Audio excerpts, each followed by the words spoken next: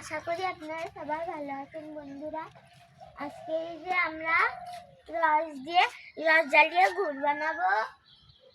আমার দাদা রস এনে ঢেলে দিল তাপালতি, আরো আনতে গেছে। আরো রস আনতে গেছে, এখানে তো এখনো কত রস, তাও আনতে হবে আরো। এই যে দাদি রস জ্বালানোর জন্য এখন বেগো গুছাবে, বেগোতে জাল দেবে। আর কালকে ফোনে চার্জ ছিল না বলে আপনাদের গুড় খাওয়ার ভিডিওটা আপনাদেরকে দেখাতে পারিনি, কিভাবে আমরা গুড় ঢাললাম সবগুলোই তো দেখিয়েছিলাম। তো আজকে আমরা দেখাবো সম্পূর্ণ ভিডিও। আশা করি খুবই ভালো লাগবে। হ্যাঁ, দেখুন কত রস হয়েছে, একদম নিজের টকটক করছে।